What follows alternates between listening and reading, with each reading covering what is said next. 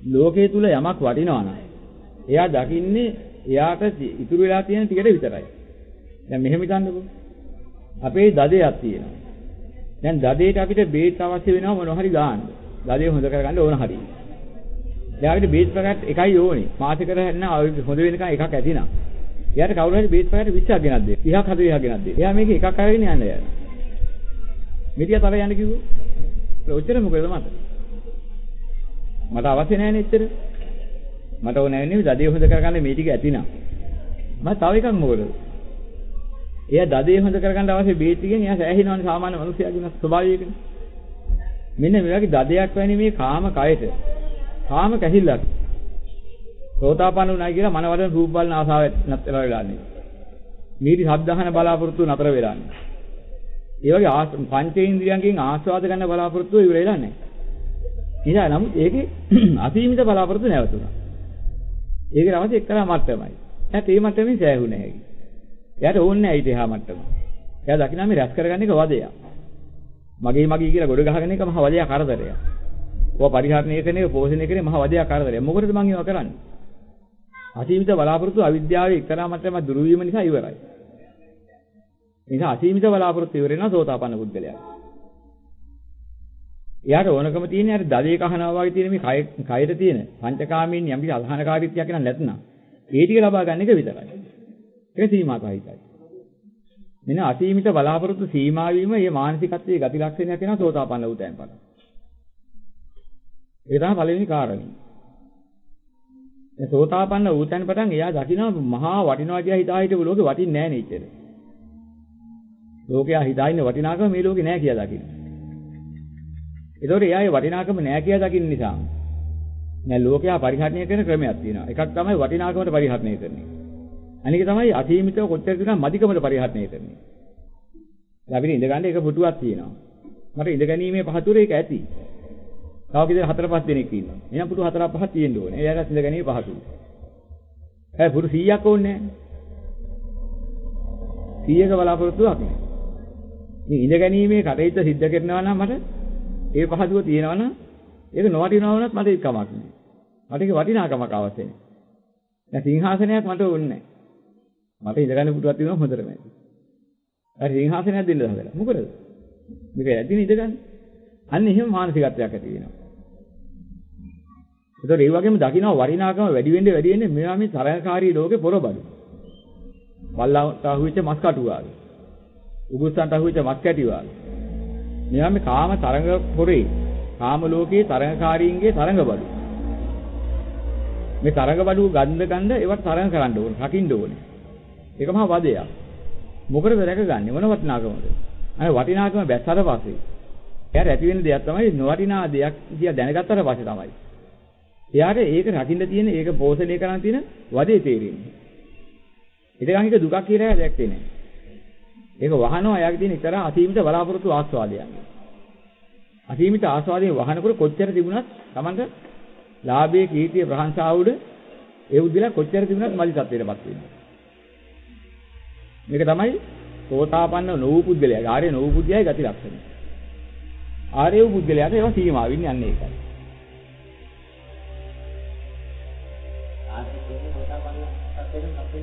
ඔය සෝතාපන්නයා තමයි ආර්ය පුද්ගලයා කියන්නේ. සෝතාපන්න ඵලයටපත් වෙන එක දෙවෙනි ආර්ය පුද්ගලයා. සෝවන් මාර්ගානුගාමිකත්වයටපත් වෙච්ච එක නා පළවෙනි ආර්ය පුද්ගලයා. මාර්ගයේ වැඩෙන සත්‍යයටපත් වෙන්න ඕනේ. නම් මුලින්ම දකින්න ඕනේ මූලික නියම ධර්මයේ. අනිත්‍යයි දුක්ඛයි අනාත්තයි කියන මේ ත්‍රිලක්ෂණයේ ලෝකේ දකින්න ඕනේ. මේක තමයි දැකිය යුත්තේ. මේ ලෝකේ කොච්චර කියන දෙයක් වුණත් කැමැතිසේ පවතින්නේ නැහැ. ප්‍රියමනාප මනවඩන රූප මනවඩන ශබ්ද මනවඩන ගන්ධ මනවඩන රස මනවඩන ස්පර්ශ කියන මේවා. ඒ වගේම ඒවා ලබා දෙන්න ගන්න වස්තු. ඒවා ප්‍රයෝජන ගන්න ඇස කන දිව නාසය ශරීරය. මේ කියන ඒවා එකක්වත් කැමැතිසේ පවතින ඒවා නෙමෙයි කියලා දකින්න. ඒක විද්‍යාව. ඒක රාගම් කුල ભેද, ಜಾති ભેද එකක්වත් ඕකේ නෑ. යම් කෙනෙකුට නුවණ තියෙනවා. එයාට විමසලා බලන්න පුළුවන්. ඒ කියන කියමනේ ඇත්තද? දැන් මේකෙන්දී අපිට කිසියම් ආකාරයක වෙන ප්‍රශ්නයක් නෑ. කවුරු මැව්වද? ඉබේ හැදුනද? මොන එකකින් හටගත්තද? ඒ එකක්වත් මේකේ ප්‍රශ්නයක් නෑ. අපිට එච්චර දුර එකේ යන්න අවශ්‍යතාවයකුත් නෑ. කවුරු හැදුවත්, ඉබේ හැදුනත්, කවුරු මැව්වත්, මොන හේතුඵලයෙන් හටගත්තත්, ඒ හටගත් එක කැමැතිසේ පවතිනවද නැද්ද? මට පරිහරණය කරන්න ඔය එතනද. අන්න බලනකොට පේනවා. අකමැති දේවල් වලින් ඒක වහනවා. අපි කැමති කරන දේ. මේක වළක්වන්න බෑ ಜಾති ભેදයක් කුල ආගම් ભેදයක් මේකට නෑ. හැම කෙනෙකුටම යමක් කැමති නම් ඒ කැමැති කිව්ව දෙයට උරුමයක් තියෙනවා. අකමැති දේවල් වලින් ඒ தත්ත්වය වහලා දානවා. ඒ වගේම මේ කැමැති කිව්ව தත්ත්වය ඒ ආකාරයෙන් පවතින්නේ නැහැ ගෙවිලා යනවා. මේ කියන කාරණා දෙක මේ ලෝකේ පොදු સિદ્ધාන්තයක්. මෙන්න මේ කියන පොදු સિદ્ધාන්තයයි දැනගන්න ඉස්සෙල්ලා. ඉතින් මේක ආගමකට සීමා වෙච්ච යම් කිසි වාක්‍ය වලක් නෙමෙයි. මේක අපේ ආගමේ වාක්‍ය වල මේක කියලා එහෙම එකක් නෙමෙයි. මේක තමයි විද්‍යාව. විද්‍යා સિદ્ધාන්තයක් කියන්නේ ඒකයි. මේ ඔය කියන විද්‍යා સિદ્ધාන්තය දකින්න ඕනේ කිසිම ආගම් ભેදයක්, කුල ભેදයක්, ಜಾති ભેදයක් කියන එකට වැටෙන්නේ නැතුව. නුවණ තියනවා නම් කෙනෙක් හිතලා බලන්න. අන්න ඒතර කිසිම ආගමක එල්බ ගැනීමක් නෑ. එහෙම ප්‍රශ්නයක් එතන නෑ. මේක ඇත්තද? ඔය කියන කතාව. දැන් අපි හිතමුකෝ යම් කිසියක් වහ කියලා දෙනවා. ඉතින් මේ කවුද දුන්නේ? බෞද්ධ බුද්ධ ආගමේ කෙනෙක්ද මේ වහ කියලා කිව්වේ? ක්‍රිස්තියානි කෙනෙක්ද වහ කියලා කිව්වේ? මුස්ලිම් කෙනෙක්ද මේක වහ කියලා කිව්වේ? එයාගේ ආගමේදී ඔක වහ කියන්නේ? එහෙම එකක් නෑ වහමයි. වහ කුප්පියක් ගෙනත් දීලා එහෙනම් කියනවා. මේක වස. බිව්වොත් මැරෙනවා. මේක සායනයි. මේක බිව්වොත් විනාශයි මිනිහා මැරෙනවා. ඒ කියන්නේ මොන ආගමේද? අපි අහුවොත් මම ක්‍රිස්තියානි. එහෙනම් මම බුද්ධ ආගම. මම ඔයා එක බාර ගන්නවා. අයි කරන්න පුළුවන්. ඒක වස බිව්වොත් මැරෙනවා කියලා යම් කිසි දෙයක් තියෙනවා නම් ඒක මොන ආගමේ කෙනා බිව්වත් සතා බිව්වත් උඹට සිද්ධ වෙන්නේ වහ බිව්වොත් මැරෙන එක. ඉතින් අන්නේ එහෙම දෙයක් අපිට ඉදිරිපත් කළා නම් ඊට පස්සේ මේක කිසිම ආගම් ભેදයක්, කුලමල ભેදයක්, ಜಾති ભેදයක් ගැන කතා කරන්නවත් ඒ දුන්නේ කවුද කියනවත් ඒ ප්‍රශ්න නැහැ. ඒක ඇත්ත දෙය කිව්ව කාරණේ. අපි විමසන්න ඕනේ ඔන්න ඔච්චරයි. විමසනකොට ඒක ඇත්ත බව පේනවනේ. ආගම් ભેදයක්, කුල ભેදයක් කරගත්තොත් මේක අපි ඒක ඇත්ත වැහුවොත් හරියනවා. එතන හරියන්න බෑ. එහෙනම් යම් කෙනෙක් කියනනම් ඔබ අපේ ආගමට ගැලපෙන්නේ නැහැ ඔක අහ කරන්න කියලා. මෙන්න වහගේ මේ සයනයිට් වහගේ දුන්නාම එයා කියන වෙන ආගමක කෙනෙක් ඔය කියන්නේ අපේ ආගමේ කෙනෙක් නෙවෙයි. අපේ ධර්මයේ තොහම කියලා නැහැ. ඒකින්ද ඔක අපි පිළිගන්නේ නැහැ. කිව්ව හරිද? අන්න හේතුඵල න්‍යාය කියන්නේ ඔන්න ඕකයි. මේ න්‍යාය ධර්මයේ කිසිම ಜಾති ભેදයක්, කුල ભેදයක්, ආගම් ભેදයක් එහෙම එකක් නැහැ. එහෙනම් අද මේ මෑත කාලයක් වෙනකොටයි මේ බුද්ධ ආගමත් ලේබලයක් ගහලා ඒක හිර කරලා ආගම් කොටසද. බුද්ධ ආගම කියන වචනේ. දැන් බුදුදහම කියලා කියන්නේ එහෙම ආගමක සම්බන්ධ එකක් නෙමෙයි. බුදුහාමුදුරුවෝ කියන්නේ ආගමික නායකයෙක් කියලා ගන්න පුළුවන් කෙනෙක් නෙමෙයි. ඔක්කොම ආගම් පැත්තකට දාලා ඇත්ත හිව්ව කෙනෙක්. දැන් අද කියන විද්‍යාඥයෙක් කියලා. විද්‍යාඥයා ආගමක එකක් අල්ලන්නේ කෙනෙක් නෙමෙයි. යාට උනේ මොනවා හරි කියන හේතුඵල න්‍යායක් තියෙන ඇත්ත. එයා ඒක හොයාගෙන පරිශ්‍රණයක් කළා ඒක ප්‍රතිඵලයක් කරගෙන ඒක ලෝකෙට ඉදිරිපත් කරනවා. අන්න ඒතොර එයා පෙන්වන්නේ කිසිම ආගමකට, කුලයකට, ජාතියකට, ගෝත්‍රයකට වෙන් කරන්නේ නැති හේතුඵල න්‍යාම ධර්මයක්. න්‍යායක් දෙනවා. ධර්ම න්‍යාමයක්. මෙන්න මේක කිසිම කෙනෙකුට වැරදි කියන්න බෑ.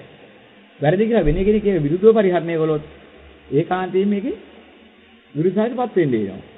මොකද හේතුව මේක ආගමික වශයෙන් හදපු එකක් නෙමෙයි. මේක ලෝකේ සියලු සත්ත්වෙන්න පොදු ධර්මතාවය.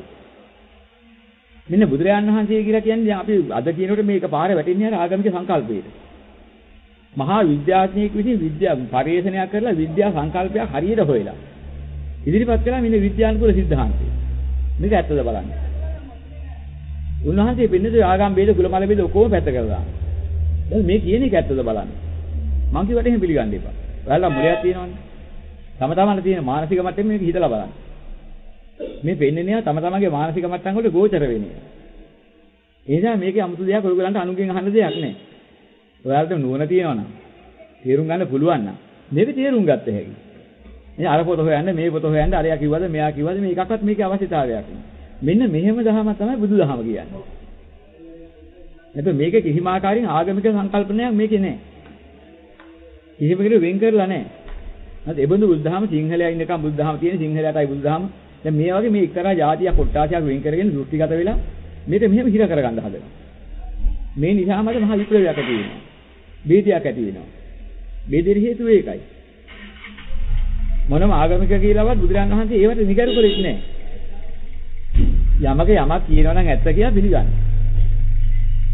ඒතර ඒක ඇත්තක් නැත්ද නේ කියලා. ඒ කියන කියමන ඕනනම් මම හේතුඵලතුව පෙන්නන්නම් කියලා. මෙන්න මේ අනුව මේක ඇත්තද බලන්න. මෙන්න මේ අනුව මේක මෙන්න මෙතනින් බොරු වෙනවා. ගැලපෙන්නේ නැහැ. ඒකත් හිතලා බලන්න. කවුරු කිව්වා කමන්නේ. අන්න එහෙමයි බුදුරජාණන් වහන්සේ ධර්මයක් දේශනා කළේ. ඈ? ඔව්. ඒකයි. අතක්කාවචරයි. තර්ක කරන්න දෙයක් කියේ නැහැ. මොකද සත්‍ය නම් මොනවද තර්ක කරන්නේ? තර්ක කළා මොනව කරන්නේ? මේ සායනයිට වහදිව තර්ක කළා වහ නෙමෙයි කිව්වට හරියයි. ඒක හරියන්නේ නැහැ. ඒක වහ නිසා වහ වෙන නිසාම තමයි දිවුවොත් වහ වෙන නිසාම තමයි ඒක හේතුඵල සිද්ධාන්තයක් නිසාම තමයි කියලා දුන්නේ මේ සායනයිට කියන එක මහා අධික වසක්. දැන් ඊට පස්සේ මේක බුද්ධ ආගමේ කෙනෙක්ද කිව්ව ක්‍රිස්තියානික අපිට ඒක ප්‍රශ්නයක් ඇත්තෙම නැහැ. අන්න බුදුදහම කියන්නේ අන්න එහෙම එකක්. කවුරු කිව්වා කමන්නේ.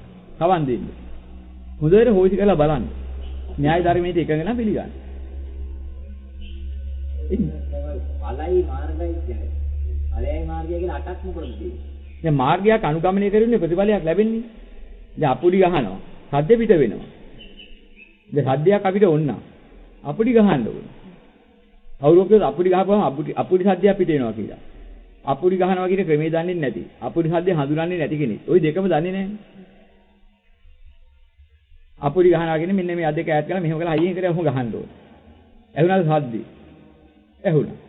දැන් ඔය අපුඩි ගහන හැටි දන්නවද? දන්නවා. සද්දේ හඳුනනවද? එතකොට හඳුනනවා. එයා දෙකම දැනගත්තා. දැන් මේකේ අපුඩි ගහන ක්‍රමේ සද්දේ නෙමෙයි. අපුඩි සද්දේ අපුඩි ගහන ක්‍රමේ නෙමෙයි දෙකක් නෙමෙයි.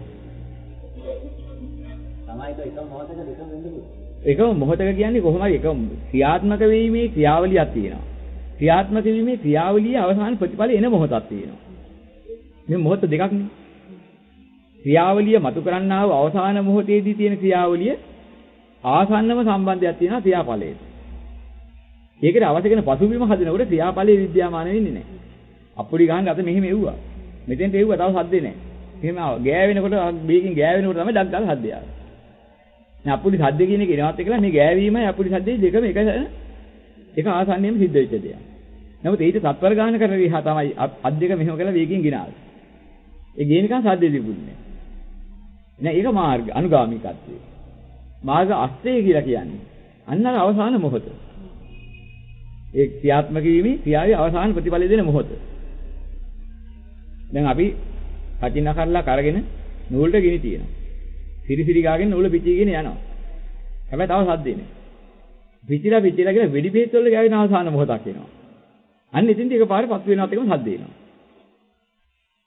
දැන් සද්ද ගන්න ඉස්සෙල්ලා විනාඩියක් හිටනකන් නූල ඇවිලුණා. හැබැයි නූල ඇවිලීමත් ක්‍රමක්‍රමයෙන්ම ගින්න අර සද්දේ කරා යන මාර්ගයමයි. අද්දේන මොහොත කරා කිට්ටු කරන්නේ නූල ඇවිලීගෙන යන හැටියට.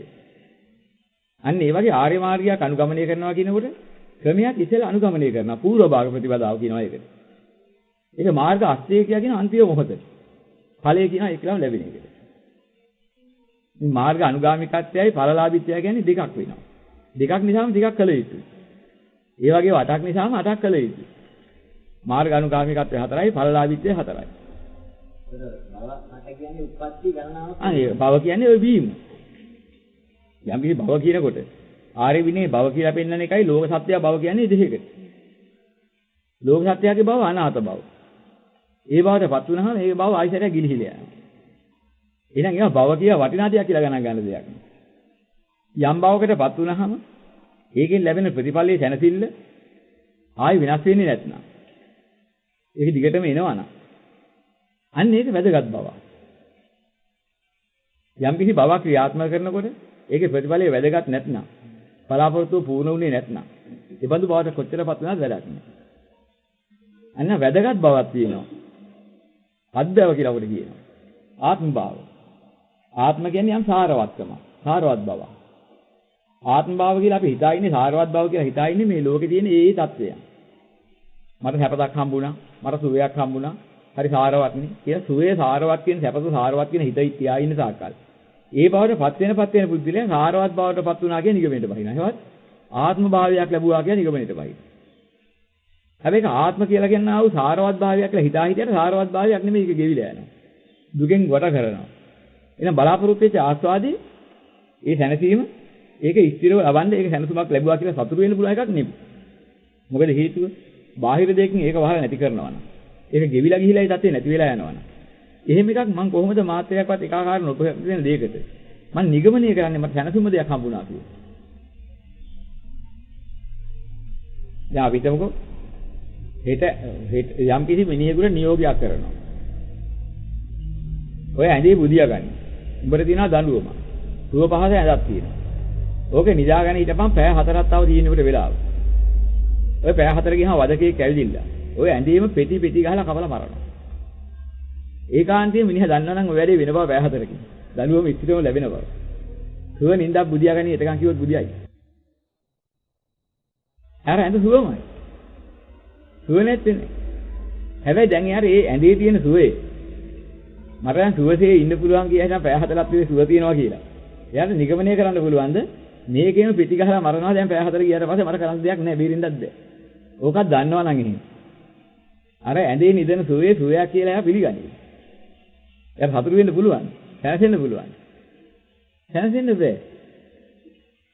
නමුත් ඒ වගේ එයා දන්නේ නැහැ. පැය 4කට පස්සේ මෙයා පිටි ගහලා මරන බව.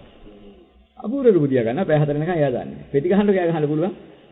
ඒ වුණාට කරන්න දෙයක් නෑ. එයා එතකන් සුවයි කියලා ගන්න. මොකද ප්‍රතිපලයේ විනාශයක් තියෙනවා කියලා අධ්‍යක්ෂේ නැත්නම්. තමන්ට වැටහෙන්නේ නැත්නම්. ඔහුට ඒ සුවේ සුවයක් හැටියට වැටහෙනවා. සැනසුම් සහගත දෙයක් හැටියට වැටහෙනවා. මේ නිසාම තමයි ලෝක සත්‍යය මෙතෙන්ද වැටිලා ඉන්නේ. තරුණ බව සුවයි. තරුණ බව ප්‍රබෝධයි. අපි මෙහෙම නිගමනය කරනවා. හැබැයි තරුණ බව මහලු බවෙන් විනාශ වෙනවා කියන එක එයා හිතන්නේ නැහැ. ඒ කාන්තේම සිද්ධ වෙන දෙයක් වුණත් එයා එහෙම එකක් හිතන්නේ නැහැ. එනිසා මේ తాවකාලික තරුණ භාවයේ බලාපොරොත්තු වෙන පුද්ගලයා සතුටු වෙවි ඒකේ වෙහෙසෙනවා. හැබැයි එයා හරියටම මේක යථාර්ථය දැනගත්තා නම් මේ තරුණ බව හරයක් නැහැ. නිගමනය කරන්නේ නැහැ. එයා හරයක් තියනවා කියලා නිගමනය කරන්නේ ඒක වැඩක් ඇති දෙයක් කියලා හිතාගෙන. මේ හිතපු සියලුම මහල්ලෝ තරුණ කාලේ ගත කරලා ගෙවිච්ච අය. දැන් ඒගොල්ලන්ගෙන් අහනවා. ඔබලාගේ තරුණ බව. ඔබලා ඒ කාලේ හරි ප්‍රිය කළා. කොණ්ඩේ හැදුවා, මූණ හැදුවා, අතපය හැදුවා, ව්‍යායාම් කළා, කුඹගෙන බැලුවා, ලස්සන බැලුවා, මං තරුණයි කිව්වා. ඔක්කොම කළා. දැන් මොකද කියන්නේ? හැර විදියට උඹට යන්නත් බෑ නේද? එතෙන්ට වත් වුණාට පස්සේ එයාගෙන් අහනවා උඹ දැන් මෙච්චර කාල උඩ පැනලා පෙන්නපුවෙන් දැන් මොකද උඹ ලබලා තියෙන ප්‍රයෝජනේ? හිතාගෙන හිටියේ මොකද උනේ මොකද? අන්න නොබලපු නිසාම ඒ බුද්ධිලා එදා සන්තෝෂ වුණා. ආයේ උඹට මුළු ජීවිත කාලේ තරුණ බව එනවද? එහෙනම් මොකද්ද ඊළඟට වෙන්නේ? තරුණ බව වෙනා නෙමෙයි හැර විදිය උසගෙන යන්න බැරි තත්ත්වයක්පත් වෙනවා. වෙනසෙන පැත්තට යනවා. එයාට ඒක තමයි කියන්න වෙන්නේ. දැන් ඉතින් ආයතරයක් මම ආයි තරුණ බවට එනවා කියලා එහෙම බලාපොරොත්තුවක් තියන්න බෑ අද්භව. ඒ භාවයේ තුලම තියන්න බෑ යාට. එයාගේ ජීවිත කාලය තුලම තියන්න බෑ. මෙන්න මේක තමයි මේ ලෝක සත්‍යය හිතන්නේ නැති දේ. ඒක අවංකවම හිතනවා නම් අනාගතයේදී හිස් වෙන දෙයක්, ගෙවිලා යන දෙයක්. මං සැපයි කියලා අරගෙන ඉන්න තීරණය මොකද්ද? හරියක් තියනවාද ඒක? එයාටම වැටහෙනවා. ඒ විලාදී මේ බුද්ධිලාගේ තියෙන බැඳීම අත්හරිනවා. මෙන්න මේ ඒකේ තියෙන චන්දරාගය අත්හරවන්නයි මේ බුද්ධහම විග්‍රහ කරලා පෙන්නන්නේ. ඒ චන්දරාගය නිසා බුද්ධිලා නොඒක ආකාරයට වැඩි වැඩ කර ගන්නවා. නෝ එයා නොදන්න පැත්තක් තියෙනවා. නමුත් නොදන්න පැත්ත නොදැනනවා තියෙනවා. දන්නේ නැති එක වෙන මංසය. ඒ මොහොත මුල් කරගෙන ඔහු විසින් ලෝභ, දේශ, මොහ යන්තා දේවල් හිතනවාද, කියනවාද, කරනවාද?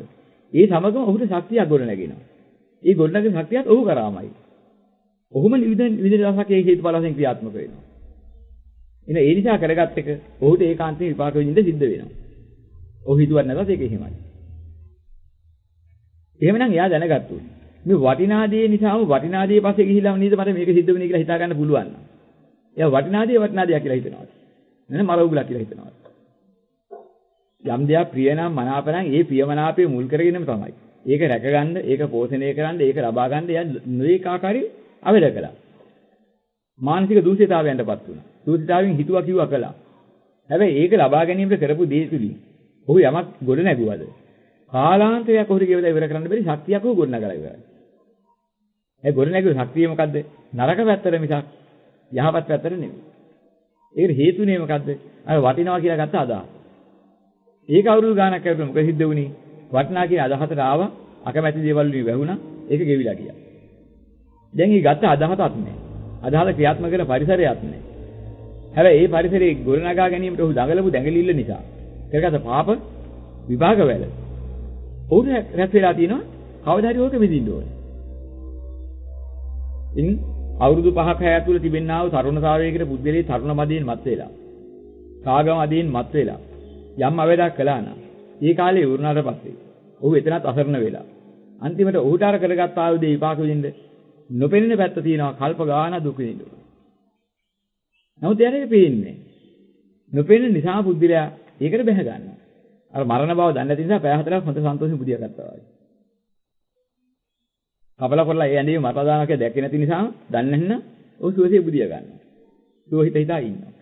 ඒ සුවේ ලබා ගන්න පොර කනවා. ඇඳ අයිති කරගන්න පොර කනවා. මේ කාමරේ අයිති කරගන්න ඕනේ මං. මේක හොඳම කාමරේ කියලා ඒකට පොර කනවා. හිතේ උද්දාමියක් ළඟනවා. ඔය අතට දියදින කඩුව කරන් ඇවිදලා පිළිගහලා දාලා යනවා. දැන් ඔහුගේ බලාපොරොත්තු ඔක්කොම සුමුණා. මෙන්න මේ හා සමාන දෙයක් තමයි මේ සසර ගමන අපි මේ කියන්නේ. අයි පැවැත්ම කියන්නේ ඔහොම එකක්. මේ බඳු පැවැත්මක් තුළ අපිට අන්තිමට බලනකොට අපිට නරකයි කිව්ව දේ අපිට දුක් දීලා තියෙන දුක හදලා තියෙන. මේ ලෝභ දේශ මොහ වැඩ පිළිවෙල අපිට ගොඩනගලා දීලා තියෙන්නේ අපි හොඳයි කිව්වේ ඒවා. ඒවා රැක ගන්න. ඒවා ලබා ගන්න. ඒකෙන් අපි ලෝභ දේශ මොහ රැස් කරගත්තා මිස වෙන මොකෙන්ද රැස් කළේ? අපි අකමැතිව අපි රැස් කළේ නැහැ. අපි කැමැති එකක් තියෙනවා කොතන හරි. කැමැති එක රැකගන්න ඒකට විරුද්ධ වෙන හැම දෙයක් එක්කම අපි සටන් කරනවා. ඒ සටන් කරන්නේ ලෝභයේ, දේශයේ, මෝහයේ කියන කාරණා තුන පෙරදරි කරගෙන. ඒකෙන් හිතවිලි ක්‍රියාවලින් ගොඩනගන්න ඇතිලා තියෙන්නේ පාප ශක්තිය. සටන් කරන්න හේතු වෙච්ච මූල කාරණයක් වශයෙන් තිබුණා යම් ආස්වාදයක්. ඒක ගෙවිලා යනවා. අකමැති දෙයින් වහනවා. ওই දෙකටපත් වෙලා ඒක ගෙවිලා ඉවර වෙනවා. එහෙනම් සිද්ධ වුණේ මොකද්ද? අරක මහා කන්දරාව හදලා දුන්න මේ හේතුව. එන මේ ප්‍රියයි මනාපයි යහපතයි කියන ස්වභාවයේ අපිව බිලිබාන අපිව දුකට දාන හැමක් වුණා නේද? මෙන්න මේකයි දකින්න කිව්වේ. ඒ හැමත අපි හිතන්නේ හැමක් හැටියට නෙමෙයි. ඒක වටිනා ප්‍රිය දෙයක් හැටියට. මෙන්න මේක තමයි ලෝක සත්‍යයේ මේ සියලු ප්‍රශ්න වලට තියෙන අසහනයන්ට කවුරු හරි හොයාගෙන යන්න තියෙන මූල. මේක දන්නවා නම් එහෙම ලෝක සත්‍යය මට විතරක් නෙමෙයි. ඒ හොයාගෙන යන බුද්ධිලත් ඒකේ ඉන්නේ. එයාත් ඒකෙන් අහක් වෙච්ච කෙනෙක් නෙමෙයි. එහෙනම් මේ ලෝකේ කවුරුකින් කාගෙන් පිළිසරණක් ලබන්නද? පැවැත්ම මොන සාස්ත්‍රවරයන් පිළිසරණක් ලබන්නද? ඒ හැම කියන සාස්ත්‍රවරුම ඕකට ගෝචරයි. ඒ හැම කෙනෙක්ම ඕක විඳින්න ඉපේ. ජාතිය ස්වභාවයකට නැති සම් ලෝක සත්‍ය යෝගයේ ශාස්ත්‍රවරේ. උඹලත් මා සමාන සත්‍යයටපත් වෙලා මම ජාතිය ස්වභාවයකට ඇති මම ජාතිය වෙනස් නොවන තත්ත්වයටපත් කරගත්තා. මම නැවත ජරාවටපත් වෙන්නේ නැති තත්ත්වයටපත් වුණා. උඹලත් මාව අනුගමනය කරලා මා කිව්ව දෙන්න වරිල්ලා. එහෙම කියන්න පුළුවන් ශාස්ත්‍රවරයෙක් ලෝකෙ හිටියද මෙච්චර කාලෙ. ජරාව මරණයේ ස්වභාවය කරගෙන ඇති ලෝකයාගේ මම මරණය මිදිලා ඉන්නේ. මම ජීවත් වෙනවා මාව මරන්න බෑ. එහෙනම් මා ඉන්න තත්ත්වයටපත් වියල්ලා. එහෙනම් මා ළඟට වරිලා මම උදලා බේර ගන්නවා.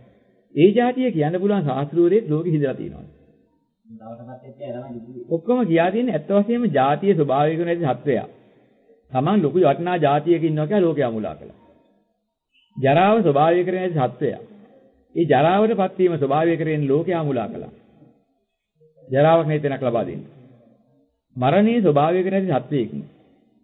මරණයක් නැති තැනක් ලබා දෙන්න හිතාගෙන ලෝකයා මුලා කළා. ඉතින් කොයිද හම්බෙලා තියෙන්නේ? මේ ලෝකයේ ඇතුලේ තියෙන හැම දෙයකම හැම සත්වයකම හැම පුද්ගලයෙකුටම මොන පඬිතියෙකුණත් මොන ශාස්ත්‍රවරයෙකුණත් ජාතිය, ජරාව, ව්‍යාධිය, මරණය කියන මේ හතරට පැවැත්ම තියෙන ඒවාත් එක්කලා සම්බන්ධයි. ඒවත් ඉන්ද්‍රිය තමයි පුද්ගලත්වයෙන් ඉඳන් තමයි එයා කතා කරන්නේ මම මහේසාකයයි කියලා. ඒ කය මහේසාකේ නෑ. එදා හිතන හිත ඒකත් බලන්න ඕනේ විදියට. හිතවිල්ල පහල කරා නම් පහල කරපු හිතවිල්ල ගෙවිලා යනවා. ඒ හිතවිල්ලත් එක්ක යම් ආස්වාදයක් නැගුණා නම් ඒ ආස්වාදය නැගිට හේතු වෙච්ච ක්‍රියාදාමයත් එකයි ආස්වාද හිතවිල්ල නැගුණේ. ඒ ක්‍රියාදාමයේ ගෙවිලා ගියා නම් ආස්වාද හිතවිල්ල ගෙවිලා යනවා. දැන් මිනිහා නටනවා. හේවණැල්ල නැටෙනවා. මිනිහාගෙම හේවණැල්ල. දැන් මිනිහා නටනකොට නැටෙන්නේ නැති හේවණැල්ලක් හදන්න මිනිහට බෑ. ඒකේ ස්වභාවය හේවණල්ල හැදුනේ මිනිහාගේ ආධාරයෙන් නිසා. හේවණල්ලක් නරනවා. එන යම් හිතක් පහළුනේ යම් රූප කලාපය නිසා නම්. ඒ රූප කලාප වෙනසිනවා නම් ඒකේ ඡායාවක් හැදිච්ච හිතක් කියනවා ඇදෙන්න ඕනේ. ඒක හදන්න ඉතුරු කරන්න බෑ. එන එකයි දැනගන්න ඕනේ. මේ ලෝකේ හටගෙන තියෙන මේ පැවැත්ම මොනවද තියෙන්නේ? යම් සත්ව පුද්ගල ද්‍රව්‍ය වස්තු වශයෙන් යමක් තියෙනවද?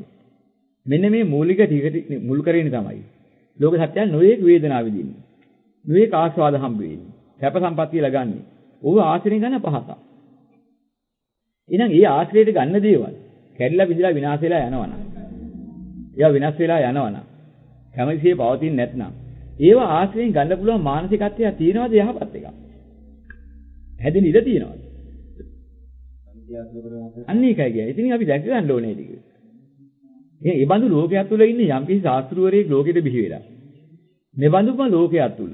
උඹලට සැනසෙල්ල ඉන්න දෙයක් මම හදලා දෙනවා කියලා කිව්වොත්. සම්මුණුත් අත්දැකපු නැති ලෝකයට දෙන්න පුළුවන් ක්‍රමයකුත් නැති ප්‍රලාපයක් නේද කියන්නේ. අන්න අපි දැනගන්න ඕනේ. කෙනෙකුට නිගරු කරනවත් නෙමෙයි, ආගමකට කරහනවත් නෙමෙයි. මේක හේතුඵල න්‍යාය දකින්න ඕනේ. තම තමන් කල්පනා කරලා බලන්න ඕනේ. එහෙනම් අපිට කියා තියෙනවනේ යම්කිසි ශාස්ත්‍රවරයෙක් යමක්. ඒක මේ කියන යථාර්ථයේ මට සිද්ධාන්තයක් වශයෙන් තේරුම් ගත මේ සත්‍ය ධර්මයේද කොච්චර එකඟද? අන්න ඒක දකින්න ඕනේ. ඒ එකගේ නැත්නම් ඒ ක්‍රියාවලිය ප්‍රලාපයක්ද නැද්ද? සත්‍යයක්ද? සත්‍ය වචනයක්ද? හලද්දී නැගුවේ. අන්න ඒකත් දකින්න ඕනේ. ඒ තුලින් අපි නෝනින් මෙනෙහි කරලා තේරුම් ගන්න මේ හඬ ප්‍රලාපයක්. කවුරු කිව්වා? මෙන්න මේ හඬ යථාර්ථය. යථාර්ථයක් වෙන්නේ. අන්න ඒක දැනගන්න ඕනේ. ඒ ක්‍රමයටයි අපි තේරුම් ගන්න. එහෙම නැතුව අපිට යථාර්ථය තෝරගන්න බෑ. අපි ඉතින් ওই ටික ওই ක්‍රමයේ ওই බුද්ධිය මූල කරගෙන, බුද්ධිය ප්‍රබෝධයට පත් කරගෙන, තමාගේ බුද්ධියට ගෝචර කරගෙන තේරුම් ගන්න මේ නිදහස් චින්තනයේ පැත්තකින් තියලා. අනේ අපේ මානසිකත්වය අපි කාට හරි වහල් කරලා. අපි හිතන්න දක්ෂ නැහැ. එහෙනම් ඔබ කියන එක මම කරන්නේ. ඔබ තමයි අපේ ප්‍රධානිය. ඉතින් අපි හිතන ඉන්නේ කියලා අපි බැගෑපත් වෙලා පැත්තෙලා ඉන්නා මේ වටිනා මානසිකත්වයේ තියෙද්දි ඒක වහල් කරලා දාලා. හිතන යථාර්ථය මොකද්ද? දැන් අපි හුවොත් කවුරු හරි කියන බොරුවකට රැවටෙන්න කැමතිද? ඇත්ත දැනගෙන ඇත්ත පිළිදන්න කැමතිද? අපි කාගෙන් හරි ඇහුවොත් ආගම් වේදයක් නැහැ. කවුරු හරි පොදුවේ කාගෙන් හරි ඇහුවොත් ඔයා කවුරු හරි කියන බොරුවකට රැවටිලා මුලාවටපත් වෙන්න කැමතිද? නෑ යම් කිසි කියන්නේ කවුරු කිව්වා කම නැහැ. ඔයා තේරුම් අරගත්තට පස්සේ ඇත්ත දෙයක් දැකලා සත්‍ය පිළිදන්න කැමතිද? එවොත් අනේ මං නම් කැමති බොරුවට රැවටිලා මුලාවටපත් වෙලා ඉන්න. කවුරුවා කියන්නේ? කිසි කෙනෙක් ඒ උත්තරේ දෙන්නේ. අපි හොඳට තේරුම් ගන්න ඕන එකක්. එන සෑම ලෝක සත්‍යයකම කැමැත්තක් තියෙනවා. පුළුවන් නම් මොනවා හරි ඒ ඇත්ත දේ ඇත්ත ආකාරයෙන් Taman තේරුම් අරගෙන. ඒ තේරුම් ගත්ත සත්‍යයේ පිහිටලා සත්‍ය ප්‍රතිඵලය ලබා ගන්න. ඒක ලෝකයා කැමතිදී. විද්‍යාව කියන්නේ ඔන්න ඕකයි. ඕකෙන් අහකට ඉන්න හැම කෙනාම. ඉතින් අපි වෙන බොරුවට හැරෙන්න කැමති නෑ. බොරු තීරණයකට බහින්න කැමති නෑ. හැවටෙන්න කැමති නෑ. අහුව තවංග උත්තරේ ඒක එනවා. ඒ වුණාට අපි හරිය කැමති කවුරු හරි මේ සාසුරුත්ෙන් තියාගෙන කවුරු හරි කියන එකට රැවටිලා ඒ කියන එක ඇත්ත කියලා දරාගෙන ඒක පිළිහිලා ඉන්න. නැවත මේ මූල සිද්ධාන්තය අපි කැමති නැතිව අපි අවංකව පිළිගා ගන්න තියෙනවා. නැත්නම් අපි ඉතින් ඒ අපි පිළිගත්ත අවංකත්වයට අනුවද මම මේ හිතලා තියෙන කියලාවත්. අපි නොහිතනවා නම්. ඒක කොහොමද අපි යථාර්ථයේ තියෙන්නේ? ඉතින් අන්තිමට අපි සාමාන්‍ය හිතලා බලමුකෝ. සාමාන්‍ය ලෝකයා තුල අපි මේ බයෙන් ඉන්න දැන් බය ගරුත් වෙන ගරුබියට පිළිගන්නවා. ලෝකයා සමාජයේ පිළිගත්ත කෙනෙක් මෙයා මහ වටිනා කෙනෙක් කියලා කිව්ව හින්දා පිළිගන්නවා. මේ જાතියේ පිළි අරගෙන ඉවරලා ඉතින් අපි ඉඳ ගියොත් එහෙම. ඇත්ත වශයෙන්ම අපි යථාර්ථයේ නෑනේ. දැන් බැරිකමක් තියෙන කෙනා බැරිකම නිසා ඉන්න පුළුවන්. වෙන යාර කරන්න දෙයක් නැතිකමට. පුළුවන් කෙනෙක් ඉන්නවනම් ඇයි මේ මිනිස්සු ඉඳ බැයිද?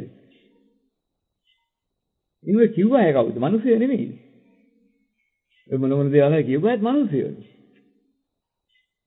මිනිස්සු අතර ඉන්න පුළුවන්. විද්‍යාඥයෙක් ඉන්න පුළුවන්, ගණිතඥයෙක් ඉන්න පුළුවන්, සාමාන්‍ය කෙනෙක් ගණන් හදන්න බෑ. ඒක කෙනාගේ මිනිස්සු මට්ටම් තියෙනවා. එක මානසික මට්ටම්.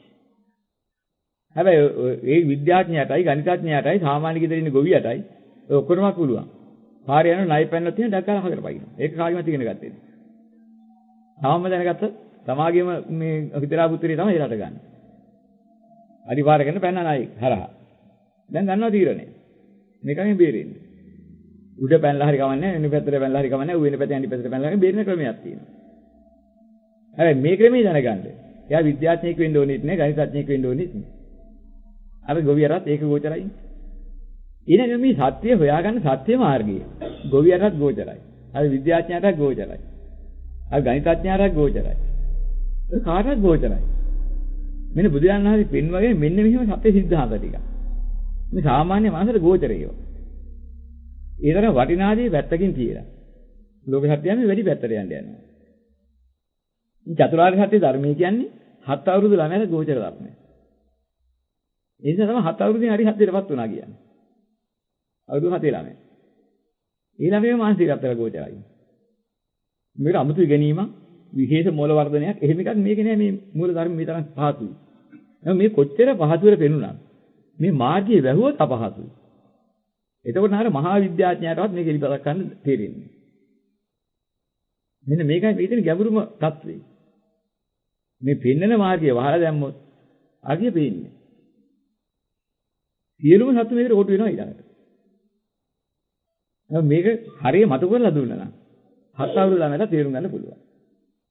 ධර්මය කියන්නේ මේක පුදුම දෙයක්.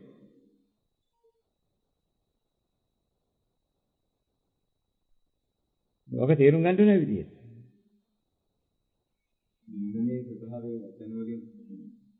නිවනේ ස්වභාවයේ වචන වලින් කියන්නේ නියන්නයි වයන්නයි නයන්නයි නිවන නෙමෙයි. ඒක අකුරු තුනක්. නිවන කිව්ව ශබ්ද තුනක්. ශබ්ද තුනක් නිවන නෙමෙයි. අකුරු තුනක් නිවන නෙමෙයි. නිවන කියන පදයක් නිවන නෙමෙයි. එහෙනම් මොකද නිවන කියන්නේ? හැබැයි ඔය තුලින් අපිට යම් කිසි අදහසක් ගන්න පුළුවන් ක්‍රමතාවක් තියෙනවා. ඒක තේරුම් ගන්න එක. ඒ වචනෙන් පෙන්නනතේ මොකද්ද වචනෙන් කිව්වේ මොන අදහසද පෙන්වුවේ කියලා අපිට ගෝචර කරගන්න පුළුවන් නම් අන්න එදාට නිවන තේරුණා. ඒක නිවන කියලා වචනයක් අපි දාලා නිවන කියන එකයි සනසුම නිවන කියන தත්ත්වය මේ ප්‍රතිඵලය කියලා අපි ඔහොම කිව්වට බුදුදහමේ ප්‍රතිඵලය නිවන. මෙන්න මේ නිවන කියන தත්ත්වයටපත් වෙනවාමයි සනසෙන්නේ. එහෙම කිව්වම නිවන තේරෙන්නේ. බොහොම පහසුවෙන් පෙන්නලා දෙන්න පුළුවන් දියා තමයි පෙන්නගන්න ක්‍රම නැතුව දාගලන්නේ. ඉතින් ඒ නිසා මේ වචන පද ඉක්මවපු දෙයක් නිවන කියන්නේ. වචන පද කියන්නේ හැම වචනයක්ම වචන පදයක්. සම්පූර්ණ වචනයක්. වචනයකින් අදහසක් ගන්න පුළුවන්. ඒ අදහසක් ගන්න නම් ඒකත් ඒ පිළිබඳව විමර්ශනය කරලා ඉන්න ඕනේ. දැන් නිවන කියන වචනේ පෙන්වන්නේ මොකද්ද? අන්න අපි යන්න ඕනේ මේ වචනේ තුළ නිරුක්ති හොයාගෙන. නිබ්බාන, නිර්වාණ. නිවන කිව්වෙත් ඒකේ දිහා වචනේ. නිබ්බාන නිර්වාණ. වචන දෙකකින් ඕක කියන්න පුළුවන්. වාන කියලා කියන්නේ බැම්ම. නිර්වාණ කියන්නේ බැම්මෙන් ඉවත් වෙනවා. බැම්මෙන් මිදෙනවා. මෙන්න කාර්යය. බාන කියන්නේ බැඳීම. යමකින් බැඳිලා ඉන්නවනම් අහු වෙලා හිර වෙලා ඉන්නවනම් යම් කිසි බැම්මකට අහු වෙලා බැඳීමකට රැහැනකට අහු වෙලා ඕරිනා බානකට අහු වෙලා. ඔන්නේ බාණෙන් නික්මනහම නිබ්බාන. දැන් මේක තමයි මූල ධර්මය. දැන් මේ බැඳින්නේ මොනවැන්ද? අපි ලෞකිකත්වයේ තුළ බැඳෙන જાති දන්නවා. ලනු පොටවල්, දන්වැල්. ඒ ඔයයන් බැඳේ ග්‍රහන් පොටවල්. ඔය හැම එකකින් බඳින්න පුළුවන්. දැන් අපි දැකලා තියෙන්නේ බඳින්න පුළුවන් දේවල් පේන ලෝකේ පේන හරිය තියෙන හරියක් ඔය ද්‍රව්‍ය වස්තු වලින්. දැන් යාළුකමකින් හිත මිත්‍රකමකින් බැඳෙනවා. බැඳිලා නැද්ද? දාලා යන්න බෑ. කොච්චර පෙන්නුවත් යන්නත්. භාර්යාව කෑ ගහනවා, ස්වාමි පුරුෂයා දාලා යනවාමයි කියලා. අපල කොහෙන්ද කිව්වහම තරහට ගිහලා එක දවසක් ඉතින් මොනවා කරන්නේ යන්නේ කොහොමද ළමයි ටිකක් ගෙදර, ඔක්කොමක් ගෙදර. බෑ යන්න ඕනේ ගෙදර. නෑ මොකද කියලා ආයේ මොකද? ජීවිතේ ඉන්නේ නැහැ කියන්නේ නේද? ඒ කිව්වා තමයි එලා තරහට. ඉවර ඔක කරන්න පුළුවන් එකක්ද? නෑ මිරව හමු වෙනදම දෙන්නේ. ඵලයන් යන දිහාටම කියලා ඇහුවොත් එහෙම වගේ. සිය දිවි හානි කරගන්න අපර ජීවත් වෙලා වැඩක් නෑ. දැන් බැඳීමක් කොච්චර දිවිලා තියෙනවා. රෑනෙන් බැඳිපු එක රෑන කපා ගත්තාම පැනලා දී ඒක. හැබැයි මේ බැම්ම දේශී එකයි. දරුවා නිසා මව් බැඳෙනවා. මව් නිසා දරුවා බැඳෙනවා. ස්වාමි පුරුෂයා නිසා භාර්යාව බැඳිලා. භාර්යාව නිසා ස්වාමි පුරුෂයා බැඳිලා. ඉතින් දෙමාපියෝ නිසා දරුවෝ, දරුවෝ නිසා දෙමාපියෝ. පවුලේ අය නිසා පවුලේ කෙනෙක් හැටියට බැඳිලා. ජාතිකයෙක් නිසා ජාතියට බැඳිලා. ආගමිකයෙක් හැටියට ලබ්ධින් ආගමකට බැඳිලා. දැන් මේවත් බන්ධන. හැබැයි අර ලනු පොටවල්, රැහන් පොටවල්, අර යකඩ දන්වැල් වල බැඳීමට වැඩිය ලොකුයි මේක. අරවා කලාගෙන යන්න කොච්චර ක්‍රම තිබුණත් මේක කලාගෙන යන්න එහෙම ලේසි නෑ. කොච්චර ඈත් වෙලා හිටියත් මේ බන්ධනේ සෑහෙන දීගයි. දැන් බැඳීම ඇති වෙන්නේ අපි විසින්ම යම් මෙහෙමයි වෙන්නේ. අවිද්‍යාව මත ගොඩනගා ගන්න ශක්ති විශේෂයක්. ඒ ශක්ති විශේෂය තුලමයි මේ බැඳෙන්නේ. ඒ බැඳීමේ ප්‍රතිඵලය වශයෙන් නැවතත් අවිද්‍යාත්මක මේ ශක්තිය ගොඩනගනවා. එනහම මතුවර බැඳීම ඇති කරනවා. මෙහෙමයි බැඳීමට යන්නේ. මොහොතක් පාසාම යන ක්‍රමය ඕකයි. ඇත්ත පේන්නේ නැති නිසා වටිනා වගේ නිගමනයක් ගන්නවා. සාරයි කියන නිගමනය. මේකට කියනවා සංසාර. සං කියන්නේ මේ ලෝකේ පවතින මේ සත්පුද්ගල ද්‍රව්‍යයත් වල සං කියනවා. මේ සත්පුද්ගල ද්‍රව්‍යවස්තු සහිත ලෝකයේ යම් දෙයක්. මේ පැවැත්මලයිති යම් දෙයක්. සාරයි කියලා අපි නිගමනය කරන තාක්කල්. අපි ඉන්නේ අසාර දෙයකට සාරයි කියන දෘෂ්ටිය. හරයක් නැති දෙයක් හරයක් තියෙනවා කියන දෘෂ්ටිය. මෙන්න අසාරය සාරයි කියන දෘෂ්ටියට කියන අවිද්‍යාව. විග්‍රහ කරලා තේරුම් ගන්න පහසු දෙයක්. අසාර දෙයක් සාරයි කියන නිගමනය කරනවා නම් ඒ නිගමනයේ ඉන්නකම් අපි ඉන්නේ අවිද්‍යාව තුල. ඒ නිසාම සාරයි කියන නිගමනයේ ඉන්නකම් අපිට ඒක අත්හරින්න බෑ. අන්න හැණේ බැඳෙනවා. සාරයි කියන නිගමනයේ පිට සාරවත් දේවල් වලට බැඳිලා. ඒවා මම කරගෙන ඒවා මගේ කරගන්නවා. යමක් සාර නෑ කියලා අපි නිගමනය කරා නම් ඒක මම කරගන්න කැමතිත් නෑ, මගේ කරගන්න කැමතිත් නෑ. ඒ දෙකෙන් අහක ඒවා. ඒක අත්හැරෙනවා. නොඇලී යනවා, මිදී යනවා. අනේ යමක් අත්හැරී ගියාද, නොඇලී ගියාද, මිදී ගියාද, බාහනේ නිදහස් නිබ්බානයි. වාහනේ නිදහස් නිර්වාණයි. අන්න වචනේ නිර්වාණ නෙමෙයි. ඔන්න තේරුම් ගත්තා නම් නිර්වාණ. දැන් නිර්වාණි තෝරාගත්තට පස්සේ අපිට දෙන්න වචන නෑ. අන්නේ අවබෝධයක් තුලින් නැගින එක තමයි නිබ්බාන කියන්නේ තේරුම් ගන්න ඕනේ. නමුත් මේක තෝරා ගන්න නිකන් බෑ. මේකට වචනයක් දීලා වචනේ ආධාරය අරගෙන ওই තුලින් ගැඹුරට විමසාගෙන යනකොට අවබෝධයක් එනවා. මෙන්න මේකට කියනවා ඔය වචනේ තුලින් හොයාගෙන යනකොට ලැබෙන අවබෝධය ලැබෙන ක්‍රම රටාවක් නිසා. අවබෝධයට ආධාර නිසා අපි ඕක අරගන්නා නිර්වාණය කියන එක හොඳයි කියලා. ඉතින් අපි ඔහොම කිව්වම ඕක විග්‍රහ කරගන්න ඕනේ. අවබෝධ වෙනකම්. දැන් අවබෝධ වුණාට පස්සේ අපි දන්නා දැන් මට අවබෝධ වුණා මොකද්ද? යම් අත්හැරීමක්, නොයල්මක්, මිදීමක් පිළිබඳ අවබෝධයක් ලැබුණා. දැන් මේ අවබෝධයේ වචන නෙමෙයි කියලා දැන් අපිට තේරෙනවා. අවබෝධයේ පද නෙමෙයි කියලා දැන් තේරෙනවා. පද වචන ඔක්කොම අත්හැරියා. ඉක්ම ගියා. වචන පද ඉක්මෙව්වා. අනේ වචන පද ඉක්මවුව යමක් දකින්නවා. ඒක පෙන්වන්න මේ ලෝකේ අල්ලගන්නේම එකක්වත් නැහැ. අල්ලගන්න දෙකේ ඒක පෙන්වන්නත් බෑ. අත්හැරීම. අල්ලගන්න දෙයින් පැවැත්ම පෙන්විය හැකියි. ඒක අසාරත්වය දෙක අත්හැරීම වෙලී මිදී ගියාම ලෝකේ කියන්නේ එකකින් නැහැ. ඒකට පෙන්වන්නේ උපමානයි. අන්න ලෝකෝත්තරයි. ලෝකේ ඊතර කිවි ලෝකේ ඊතරට උපමානයි. ඉතින් ලෝකෙන් දැක ගන්න ඕනේ මේ தත්ත්වය. ඔව් පුතඥයන් අතර කල්යාණ පුතඥයන් කියන කොටසක් ඉන්නවා. දැන් කල්යාණ පුතඥයන් කියන වචනයෙන් පෙන්නන්නේ මේකයි. යම් කිසි ධර්මයක් තියෙනවා සත්‍ය ධර්මයක් සත්‍ය වශයෙන් ඔහු අහලා තියෙනවා. අහලා තේරුම් ගත්ත එකේ අත්දැකීමටපත් වෙලා නැහැ. ඔහු අහගත්තා. මේක හරි කියන නිගමනය කරන්න පුළුවන් බවක් දන්නවා. ඒ නිගමනයේ ඉන්නවා. ඒ නිගමනයේ හිටියට ඔහුගෙන් අත්හැරීමක්, නොයල්මක්, මිදීමක් ඇති වෙලා නැහැ ඔහුට. අත්හැරීමක්, නොයල්මක්, මිදීමක් වුණා නම් අසීමිත බලාපොරොත්තු අත්හැරී යනවා. මේ අසීමිත බලාපොරොත්තු ඇරී නොගියේ. නමුත් එහෙම දහම් රටාවක් තියෙනවා කියලා දැනගත වචන වශයෙන් දැනගත කොටසක් ඉන්නවා. දැන් ඒගොල්ලන්ගේ වචන හොඳයි. නරක වචන නැහැ. ඒ කිව්වේ බොරුවක් නෙමෙයි.